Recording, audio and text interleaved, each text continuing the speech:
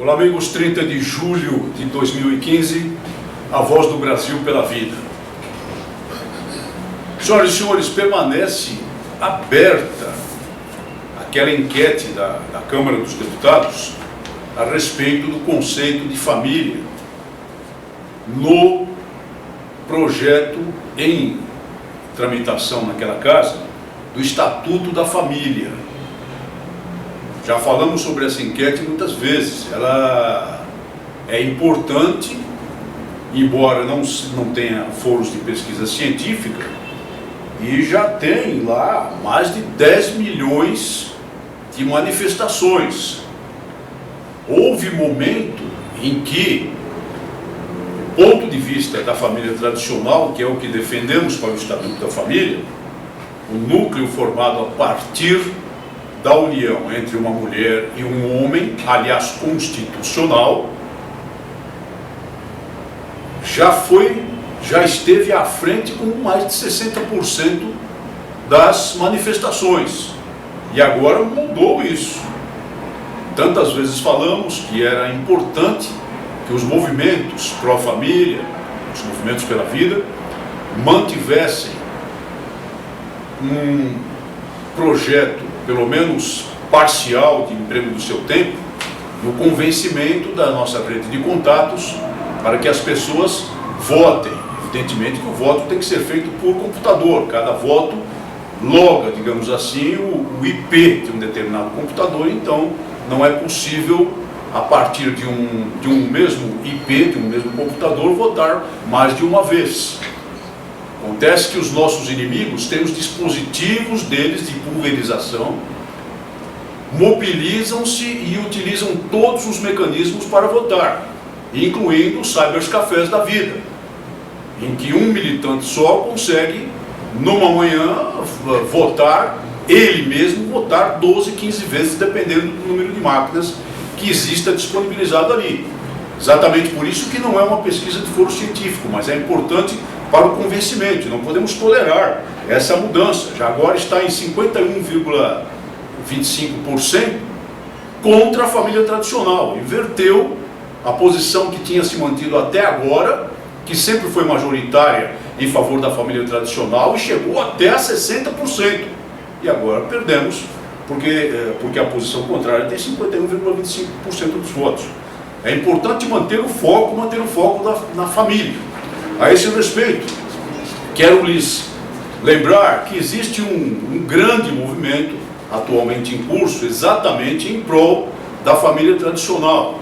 Um movimento que derivou das profundas preocupações, profundas e justificadas preocupações dos católicos, dos cristãos do mundo inteiro a respeito daquele famoso sínodo dos bispos sobre a família, recentemente acontecido, com todas as controvérsias que tantas vezes comentamos aqui.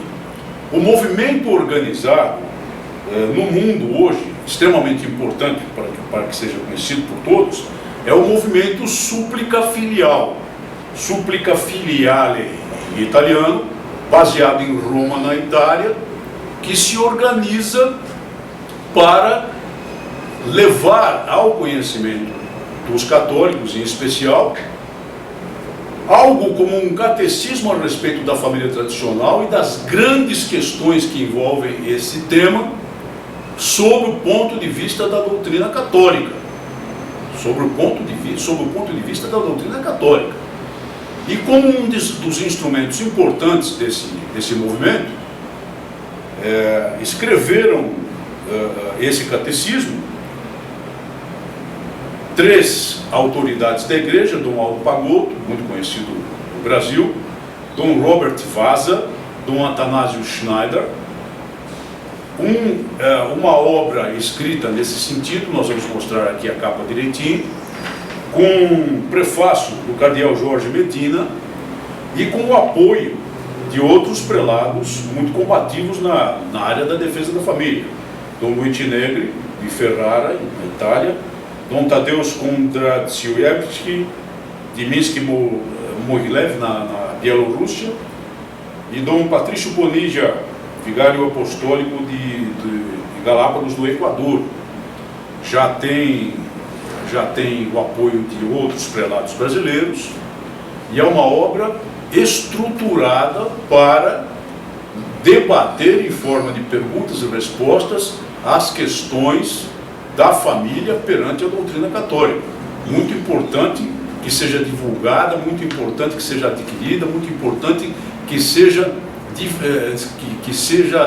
levada ao conhecimento dos católicos. Nada melhor do que comprar um exemplar. Brevemente sairá pela editora Petrus, pela livraria Petrus também do Brasil. Nada melhor do que comprar um exemplar e dá-lo de presente às pessoas do seu relacionamento. Este volume, apesar de publicado na Itália, está em português, portanto não oferece maior dificuldade. Também há um grande movimento nesse sentido de coleta de assinaturas para o encaminhamento de uma súplica filial, é a mesma expressão, uma súplica filial à Sua Santidade, o Papa Francisco, no sentido da defesa dos valores tradicionais, no sentido da defesa dos valores da doutrina católica a respeito da família, a família verdadeira, tocando em questões muito sérias, muito importantes, muito candentes, como, por exemplo, a comunhão dos divorciados, como a igreja deve tratar daquelas pessoas que buscam o segundo casamento civil, a questão das uniões homossexuais, que não podem passar ao largo do campo de batalha dos católicos hoje em dia, sempre em defesa da família tradicional, mas sempre, como temos afirmado constantemente, com o acolhimento, sim, daqueles que estão em divergência com ela, mas não o acolhimento irresponsável, o acolhimento como de um pai severo que acolhe o filho e procura reconduzi-lo ao caminho. Vamos mostrar aqui os links para a coleta de assinaturas e também mostraremos a imagem adequada do livro para que tome conhecimento dele mais adequadamente. No tocante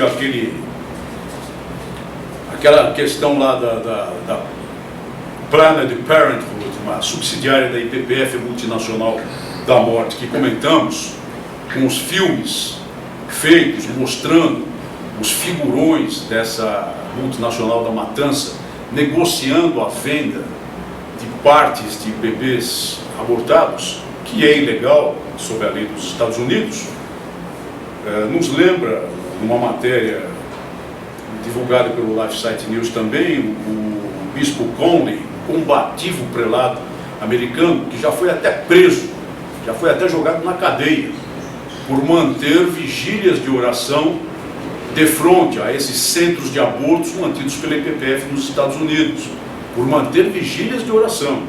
Já foi até preso. É um prelado extremamente combativo e que atua todo o tempo na causa da defesa da vida. Ele publicou um manifesto a nos lembrar que devemos orar por aqueles que trabalham nessa Planned Parenthood, IPPF, né? Porque eles são pessoas em sério perigo de perder sua alma. E nos repete novamente o ensinamento cristão a esse respeito, o que é extremamente importante. Sim, devemos orar por essas pessoas para a sua conversão, para que mudem de vida, para que cessem essa prática, para que a sua alma não queime no inferno. Mas no plano material precisamos manter o combate também, porque enquanto rezamos por eles, acontece que eles vão às cortes de justiça dos Estados Unidos, vamos mostrar o link também, para obter a proibição da divulgação dos vídeos, e conseguiram, por parte da Superior Corte de Justiça do Estado da Califórnia, dos Estados Unidos, uma proibição, ainda que temporária, ainda que parcial, de divulgação dos vídeos, não no que se refere especificamente aos figurões da IPPF, mas àqueles que adquirem as partes, que são de uma empresa de pesquisa chamada STEM Express. Ou seja, vão em busca de socorro judicial para uma tese que não tem fundamento, obtêm esse socorro e ameaçam as pessoas que divulgaram o vídeo com as penas do Código Penal da Califórnia, alegando que houve violação de privacidade. Na verdade, não houve violação de privacidade nenhuma, porque essas conversas foram gravadas em ambientes públicos e até em mesas de restaurante, como vimos aqui, e se tratava, portanto, de um ambiente aberto em que qualquer pessoa eventualmente poderia ouvir o teor da conversação. Não vamos aqui debater o teor da legislação dos Estados Unidos, mas vamos nos lembrar que enquanto nós oramos pela alma dessas pessoas, elas tentam nos destruir fisicamente, tentam nos destruir moralmente e, se puderem, nos põem na cadeia. E vão encontrar fundamentos lá na legislação dos Estados Unidos e aqui na legislação brasileira para isso. Então temos que manter, ao mesmo tempo que oramos pelas almas deles, a nossa combatividade necessária no plano material também, pelas vidas dessas criancinhas chacinadas, pelas vítimas do aborto, que é homicídio qualificado a sangue frio, embora seja muito fácil praticá-lo. Está aí a prova, né? Porque o matador não olha a vítima nos olhos, não escuta o seu grito de terror. E lhes digo mais, se olhasse e se escutasse também não ligaria. Muito obrigado por sua atenção e até o nosso próximo programa.